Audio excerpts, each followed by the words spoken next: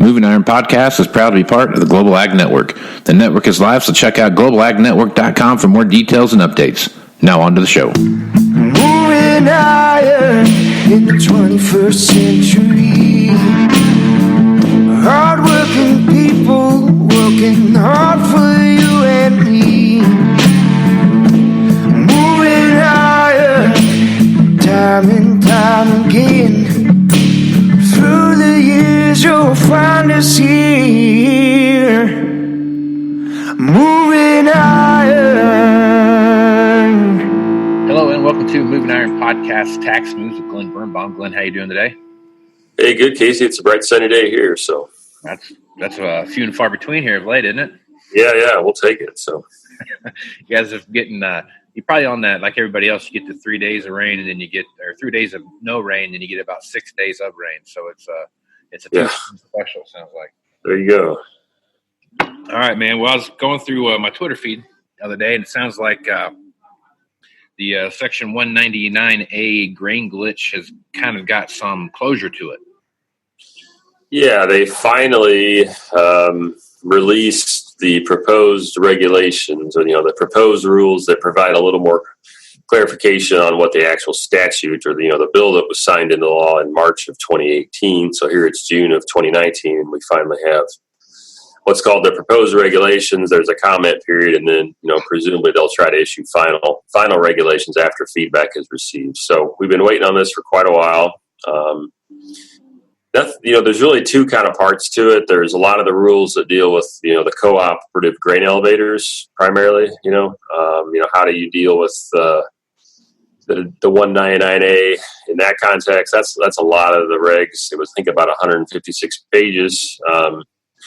But then there's a section in there that's specific more to the patrons or the farmers that sell grain to a co-op. So I'm going to talk mostly just about the patron side today.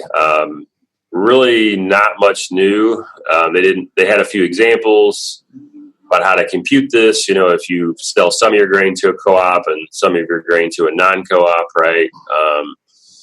Those examples seemed pretty reasonable. I think it's what most people are already doing. There's different ways you compute it, different percentages and things. But just not a lot of new information. They didn't really get into how to handle equipment gains. So if you trade off equipment now, that's treated as a gain on sale, or if you just sell your equipment, that's a gain on sale. And how do you have to? Does it matter whether you sell to a co-op or not on your equipment sales? Is the question. So basically, Casey, they didn't really give us much information, but they are at least now it's a more formal process to ask for feedback, and we'll hopefully be able to get a little more clarity on things. A couple things, though, they did kind of reconfirm. I think most people understood this, but, it was kind of good to see it in lights again.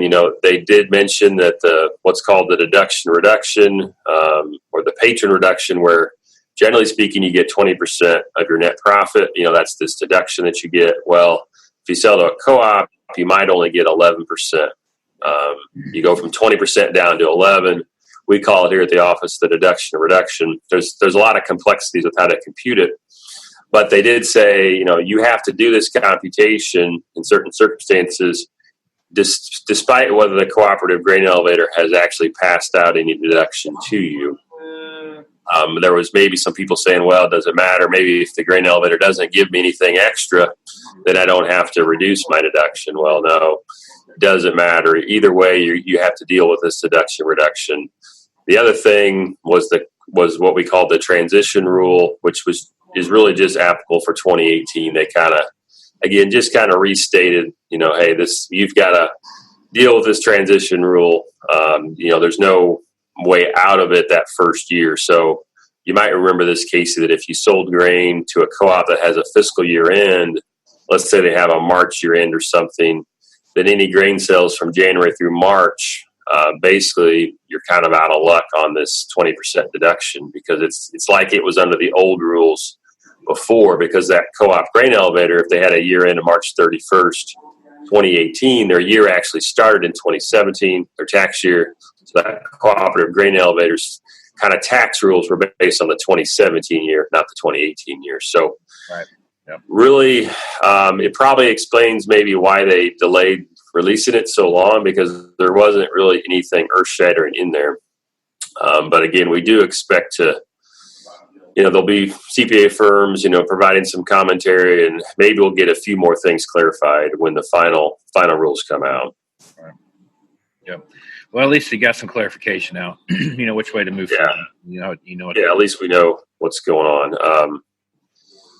Another rule some regulations that came out. These are actually the final regulations on the state and local income tax.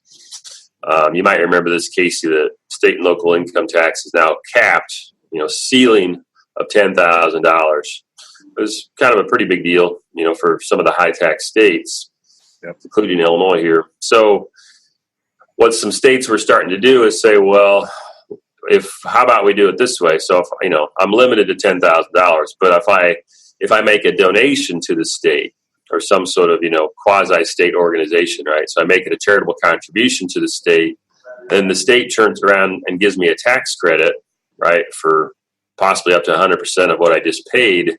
That would be a way to effectively recharacterize my deduction from a state and local income tax deduction, say a state income tax deduction, which is capped at $10,000, but I effectively kind of recharacterize it to a charitable donation, which generally doesn't have a cap.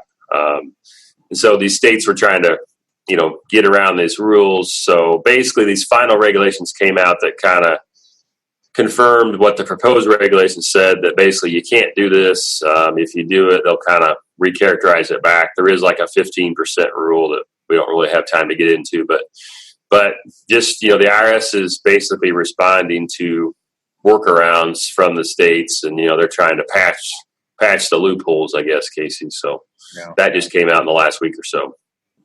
So that's something that'd be retroactive if they figure it out? It's potential that some 2018 returns might have to be amended. I'm not really sure how they're going to do that, because the proposed regulations were out last year. So, yep. Yeah. Okay. For Illinois, the state I'm at, they didn't have any of those programs, so we didn't have to deal with it, luckily, on our end. So. Yep. Okay. What Go else ahead. is out there right now, man? I mean, it seems like there was some other things that kind of popped up, and maybe you were. Yeah, there's been there's like an IRS. I think it's called the Taxpayer First Act. It's got a nice, about time, flashy name, Taxpayer First Act, but some people are calling it a modernization of the IRS. Yeah, I'm trying to just maybe with e-file and just different things to make it a better IRS. So that got signed here in the last week or so. And then just yesterday, this is maybe just a hint at what might be coming. The Democrats now, obviously they control the House, and so they control the Ways and Means Committee, which is a committee that basically, is in charge of the tax rules. Yeah. So that they passed a bill, just out of committee. So it's got a long way to go.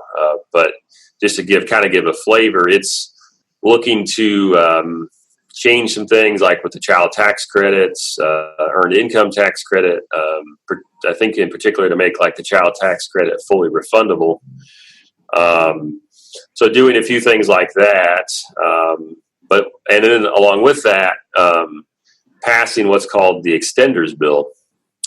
Because there's certain tax deductions and credits that basically every 2 years they fall off, and then somebody's got to pass it for the next year. And basically, those did not actually happen for the 2018 year. So some certain like energy tax credits, like if you put in new window blinds or something, there's like a $500 credit. Well, that is not available for 2018.